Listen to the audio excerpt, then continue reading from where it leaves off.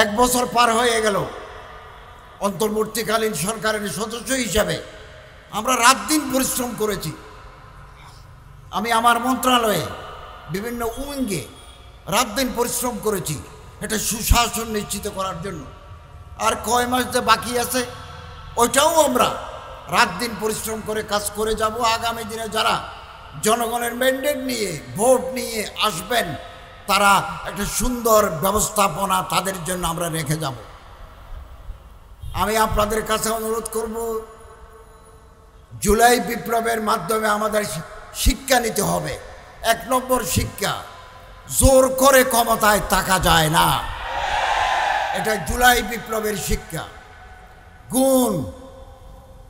গুম খুন আয়নাগর করে হাজার হাজার মামলা দিয়ে জনগণকে চিরকালের জন্য দমিয়ে দাবিয়ে রাখা যায় না, বিদায় নিতে হয়, করুণ বিদায় পরিণতি হয়। এটাই জুলাই বিপ্লবের শিক্ষা। জুলাই বিপ্লবের আরেক শিক্ষা, এই যে সুযোগ এনে দিল, আজকে আমাদের মাননীয় প্রধান উপদেষ্টা মহোদয় ঘোষণা করেছেন ফেব্রুয়ারিতে নির্বাচন হবে এবং আমরা চাই এই আগামী ফেব্রুয়ারি নির্বাচন হবে free, fair, impartial and inclusive, সুষ্ঠু, শান্ত, সমৃদ্ধ এবং আমরা ইতিমধ্যে লেভেল প্লেইং ফিল্ড, প্রত্যেকের অধিকার, নির্বাচন করার যে অধিকার সুযোগ আমরা নিশ্চিত করব। আপনারা নির্বিঘ্নে আগামী ফেব্রুয়ারি মাসে ভোট দিতে পারবেন এবং এই ভোট হবে দিনের আলোতে, রাতের আঁধারে নয়। এটা রিমার্কেবল ভোটিং সিস্টেম আগামীতে আমরা করব। কেউ যাতে পেশি শক্তি ব্যবহার করে ব্যালট বক্স ছিনতাই করতে না পারে, ওয়ার্ডে ওয়ার্ডে, গ্রামে গ্রামে আপনাদেরকে সতর্ক থাকতে হবে। আমরা চাই দেশের মানুষ যাদেরকে ভোট দিবেন তারাই ম্যান্ডেট প্রাপ্ত হয়ে আসবেন, আমরা তাদের হাতে ক্ষমতা হস্তান্তর করে দেব। মানুষের মধ্যে একটা ভুল ধারণা ছিল অনেকের মধ্যে যে অন্তর্বর্তীকালীন সরকার থেকে যাবে। আমরা প্রথম দিন থেকে প্রস্তুত ছিলাম যে একটা পরিবেশ, সাধারণত বিপ্লবের পরে আমাদের অর্থনীতি ছিল ভঙ্গুর, ব্যাংকের 80 ভাগ টাকা লুটেরা শক্তি লুট করে নিয়ে গেছে, 80% টাকা ইন্স্যুরেন্সের টাকা নাই, ব্যাংকগুলো তারল্য সংকটে, ব্যাংকগুলো মুমূর্ষ অবস্থা। আমরা যখন গত বছর 8ই আগস্ট দায়িত্ব নিই তখন ব্যাংকের রিজার্ভ ছিল $20 বিলিয়ন। এই 1 বছরের ভিতরে আমরা $31 বিলিয়ন রিজার্ভে মজুত রেখেছি এবং একটা সাউন্ড ইকোনমিক সিস্টেম আমরা দিয়ে যাচ্ছি। আইন শৃঙ্খলা পরিস্থিতি আমরা চেষ্টা করেছি। 16-17 বছরের জঞ্জাল 1 বছরে পরিষ্কার করা যায় না। একটা বিশেষ দল নিজেদের লোক ঢুকে দিয়েছে সব জায়গায়, তারা প্রশাসনের কর্মকর্তা কর্মচারী হয়ে গেছে, অন্য মানুষ আসতে পারে নাই। এগুলো পরিষ্কার করতে সময় লাগবে। আমরা আশাবাদী আগামী দিনে যারা আসবেন তারা জনগণের পালস অনুধাবন করে দেশকে উন্নতির পথে এগিয়ে নিয়ে যাবেন। আমি আপনাদের কাছে আহ্বান জানাবো, জুলাই বিপ্লব সুযোগ এনে দিয়েছে আলেমদের এক হতে হবে। ঐক্যই শক্তি, শক্তি শান্তি। এই সুযোগ 54 বছর আর আগে আসে নাই। এখানে কোনো মিথ্যা মামলা নাই, এখানে কোনো খুন গুম আয়নাগর নাই। আমরা একজন মানুষকে গুম করি নাই, আমরা ক্রস ফায়ার দিয়ে কিলিং আউটসাইড দি জুডিশিয়ারি আমরা করি নাই। আমরা স্বচ্ছতার সাথে রাষ্ট্র পরিচালনা করেছি। এটা এক বিশাল সুযোগ এনে দিয়েছে আলেম ওলামা যারা আদর্শকে পছন্দ করে তারা একসাথে আসার একটা বিশাল সুযোগ আগামী দিনে তৈরি হয়েছে। এই সুযোগ যদি হাতছাড়া হয়ে যায় আগামী 50 বছর আপনাদের পস্তাতে হবে। ত্যাগ স্বীকার করুন, এই ঐক্য পাকিস্তান হওয়ার পরে 1947 সনের পরে আলেম ওলামারা এক হয়েছিলেন 56 সনে, 52 দফা, বিভিন্ন মতাদর্শের আলেম, বিভিন্ন মাকাতেবে ফিকির, ডিফারেন্ট স্কুল অফ থটের ওলামায়ে কেরাম 22 দফা, 22 নাকাত, 22 ডিমান্ড করে আলেমরা একটা ফর্মুলা দিয়েছিলেন। 56 সনের শাসনতন্ত্র রচিত হয়েছে। জাক ইস্কান্দার মির্জার কারণে, পাকিস্তানের সামরিক বাহিনীর কারণে সেটা সফল হয় নাই, কিন্তু আলেমরা এক হয়েছিল। এখনও ভারতের যখন কোনো বিপদ আসে সব শ্রেণীর আলেম এক প্ল্যাটফর্মে আসে।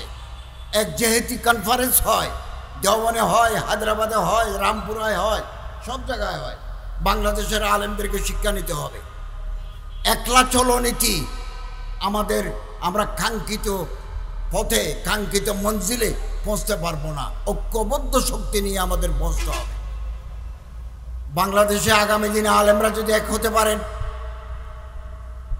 আমরা যারা হাম ফিকির, হাম মকসদ, হাম মশরফ, হাম দিল, হাম খেয়াল, একই চিন্তা চেতনার মানুষরা যদি আমরা এক জায়গায় মিলিত হতে পারি, নতুন প্রবাদ সূচিত হবে, নতুন ইতিহাস রচিত হবে আগামী দিনে। আপনি কল্পনা করতে পারবেন না। আসুন, এর জন্য আমরা প্রস্তুতি নিই। আমি আলহামদুলিল্লাহ আমার মন্ত্রণালয়ের অধীনে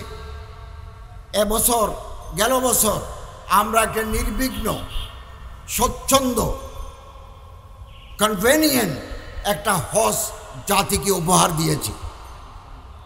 8 কোটি 20 লক্ষ টাকা হাজিদেরকে ফেরত দিয়েছি। এবং আমাদের মন্ত্রণালয়ের চৌকস টিম মসজিদ নীতিমালা, মসজিদ পরিচালনা নীতিমালা, এটা 2006 সালে ছিল। আরেকটা আমরা কাজ শুরু করেছি প্রায় শেষ পর্যায়ে।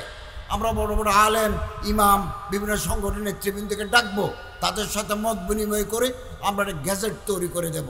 কোনো ইমামকে, কোনো মসজিদের মুতওয়াল্লি তুমি চলে যাও, আজ থেকে তোমার চাকরি নাই, একথা বলে বিদায় করে দিতে পারবে না। আত্মপক্ষ সমর্থনের সুযোগ দিতে হবে ইমাম সাহেবকে। তার বিরুদ্ধে কোনো অভিযোগ থাকলে এটা কমিটি গঠন করে দিবেন, ওনার আত্মপক্ষ সমর্থনের সুযোগ দিতে হবে। এরপরেই ইমাম সাহেব আমাদের এই নীতিমালার আলোকে তিনি কোর্টে বিচার চাইতে পারবেন। এবং যে সমস্ত মসজিদের আর্থিক অবস্থা ভালো, আমরা নীতিমালায় লিখে দিয়েছি ওনাকে একটা ভালো বেতন দিতে হবে। 2015 সালের স্কেল অনুযায়ী বেতন দিতে হবে। এবং ওনার জন্য থাকার, ওনার বিবি বাচ্চা নিয়ে মসজিদের কম্পাউন্ডে থাকার ব্যবস্থা করতে হবে। এবং ওনাকে 2 ঈদে 2টা বোনাস দেওয়ার, আর্থিক যদি অবস্থা ভালো থাকে দিতে হবে। এরকম নীতিমালা আমরা করে যাচ্ছি। আমরা মনে করি বাংলাদেশের ইতিহাসে এটা মাইল ফলক হয়ে থাকবে। ওখানে যে ক্লজগুলো আছে, বিধিগুলো আছে, এগুলো আমরা ওলামাই কেরামদের সাথে, আইমে মাসাজিদের সাথে, ওলামা মশায়েখ আইমে পরিষদের সাথে, ওই শানে সাহাবা ইমাম পরিষদের, শানে সাহাবা আইমা পরিষদের সাথে বসে, আরও যে সমস্ত সংগঠন আছে ওনাদের নেতৃবৃন্দের সাথে বসে আমরা এটা ফাইনাল করে গেজেট হিসাবে প্রকাশ করব। ওয়াকফ প্রশাসনকে আমি নতুনভাবে সাজিয়েছি, খুব ভালো একজন অ্যাডমিনিস্ট্রেটর দিয়েছি। আমাদের হাজার হাজার ওয়াকফের জমি বেহাত, যুগ যুগ ধরে রাজনৈতিক নেতা, রাজনৈতিক কর্মীরা খেয়ে ফেলেছে। আমি এগুলো উদ্ধারের কার্যক্রম শুরু করেছি। নওগাঁয় 52 বিঘা জমি ইতিমধ্যে আমরা উদ্ধার করে নিয়ে এসেছি, আরও কিছু উদ্ধার করব। এরপর আমি যাচ্ছি কিশোরগঞ্জ, ব্রাহ্মণবাড়িয়া, সিলেট, সুনামগঞ্জ, চট্টগ্রাম। ওখানে যে সমস্ত ওয়াকফের জমি দুর্বৃত্তরা দখল করে নিয়েছে, এগুলো উদ্ধার করে আবার ওয়াকফের কাছে ফেরত আসার জন্য আমরা কার্যক্রম হাতে নিয়েছি। আপনাদের সহযোগিতা করা দরকার। জনগণের কাছে আমাদের যেতে হবে, আপনাদের যেতে হবে।